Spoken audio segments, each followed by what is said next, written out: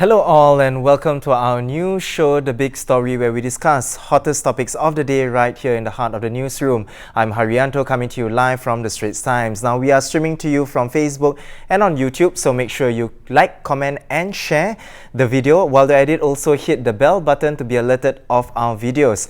Now I have my newsroom colleagues joining me today to talk about the stories that got you talking. Now, first up, update your WhatsApp app. Now that's what WhatsApp is telling users after it discovered spyware that takes advantage of a security flaw. At the center of this is an Israeli firm accused of supplying tools for spying on human rights activists and journalists. The firm now faces claims that its technology can use a security hole in WhatsApp to break into the digital communications of iPhone and Android phone users.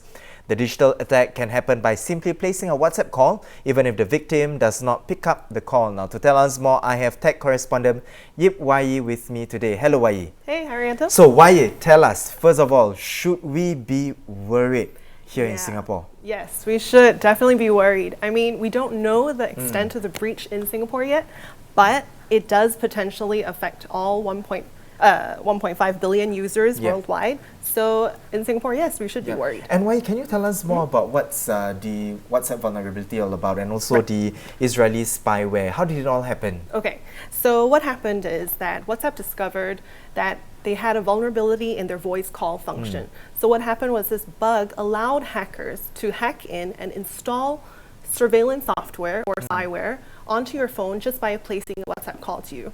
And even if you don't pick up the call, it can still install the spyware. And according to reports, if you check back on your call log, sometimes the calls disappear as well. So that's really scary because you can't track whether you've gotten some suspicious calls or not. So that's why it's scary.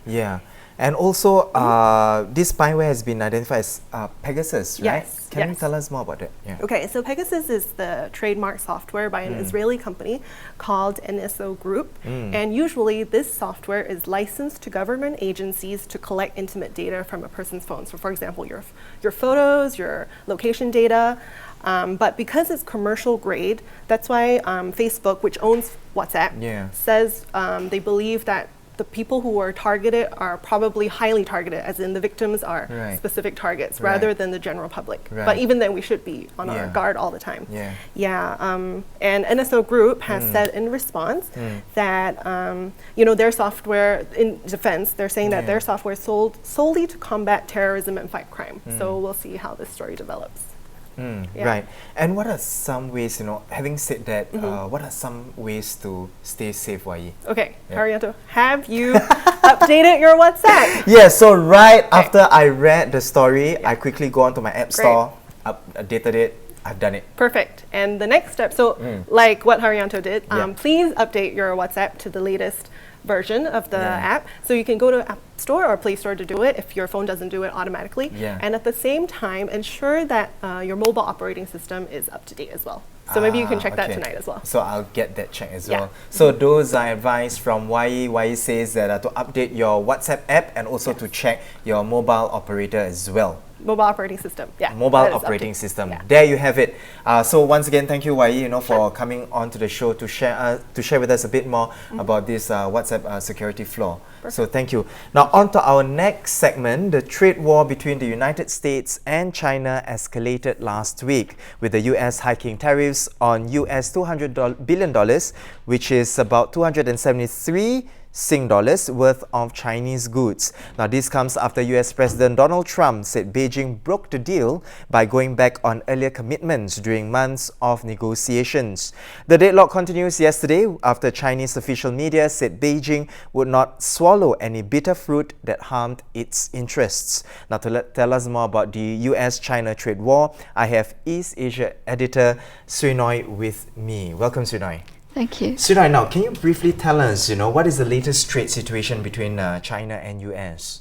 As we all know, in the past few months, trade talks between the two sides have been progressing quite well, and there was a sense that the two sides were close to a trade deal.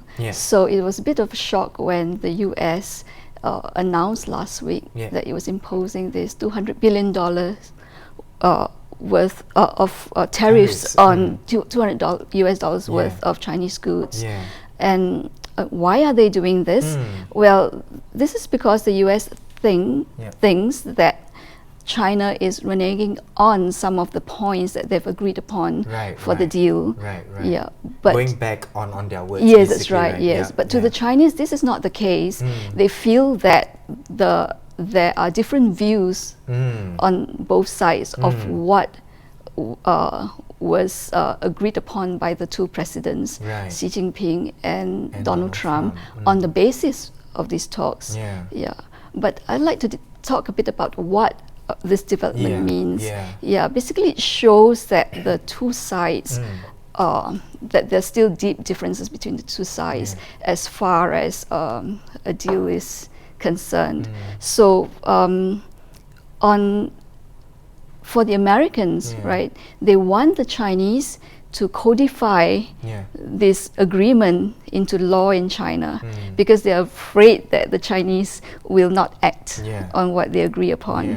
But of course the Chinese don't want this to happen because if they agree to codify into law, it's as much as, you know, sort of giving up a bit of their sovereignty. So it is something that they will find it very difficult to accede to. Yes, and there are other things as well which the two sides don't quite agree on. So the Chinese want all tariffs that have been imposed since the trade war started to be eliminated when the trade deal is signed.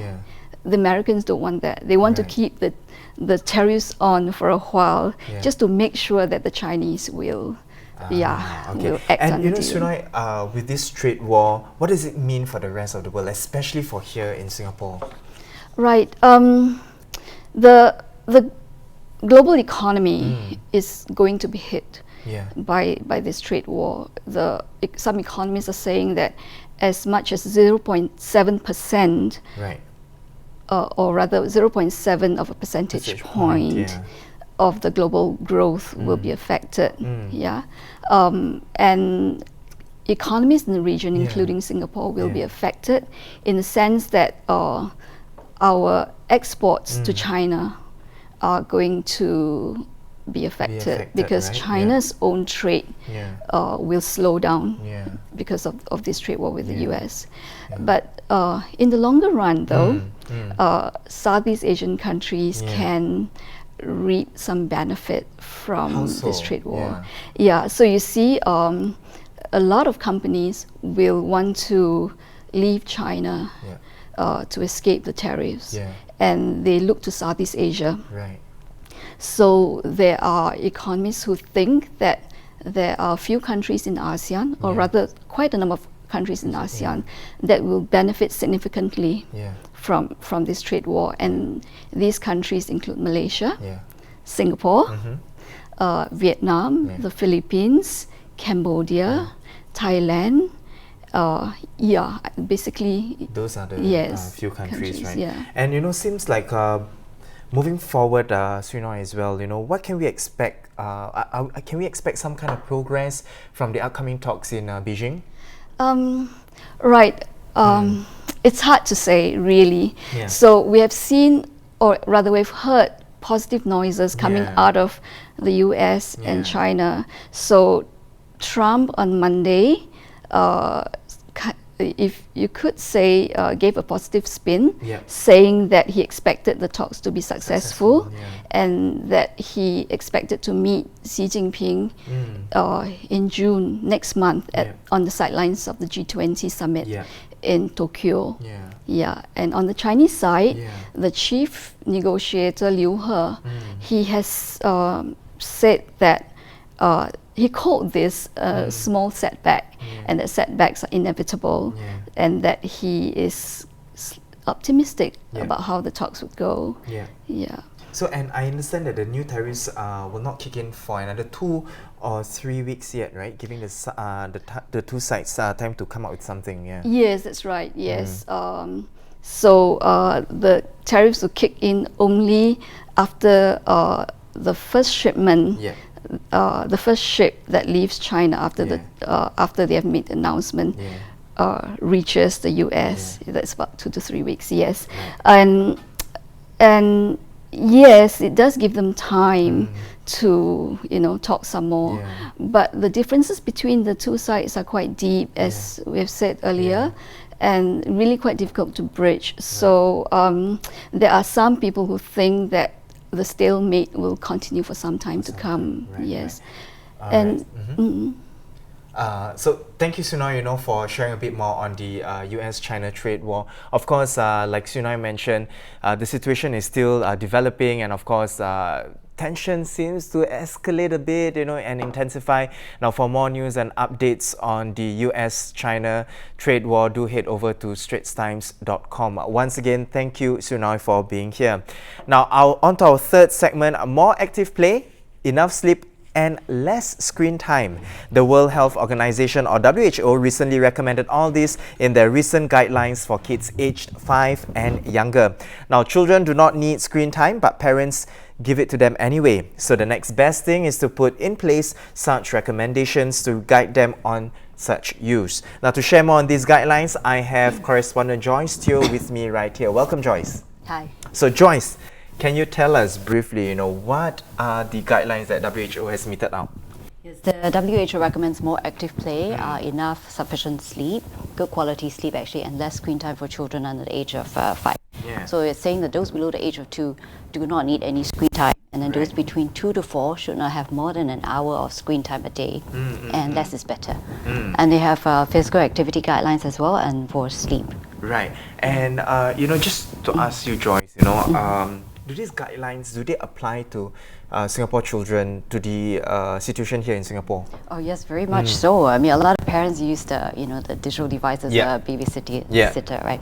So there was a study NUS did on children aged 2 and below. It found that more than half of these young children, right, they had screen time exposure with 1/3 viewing the screen for more than 2 hours a day, and that's quite a lot, right? So the key thing is they found that screen time was significantly associated with shorter sleep duration. So children who had more than 1 hour of screen time a day, they slept 1.5 hours less than those who did not have any screen time. Right. And TV was the most commonly used screen study as well, right? Yes. But it showed that the more than half of the children used mobile devices as well. And you also had a quote from NUH as well, from one Dr. Jennifer Kling, right? Yes, she mentioned that many studies have associated excessive screen time, right, in children aged 3 and below, with the presence of various problems like chiefly speech delay, poor social engagement, poor response to adults, short attention span, and myopia. And Joyce, there were articles as well that says this screen time, the increased exposure to screen time are due to certain reasons that the parents do. What are some of these reasons that parents use this screen time for, especially with their kids? That they use it a lot.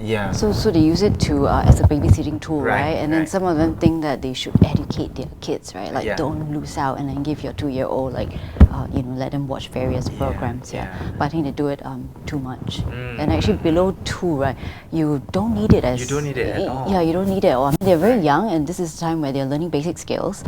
And you learn through face-to-face social interactions. Actually. Right. And Joyce, now that the guidelines have been meted out, how should parents use these guidelines? I think parents should use it wisely. I mean, they can decide how much screen time their child needs.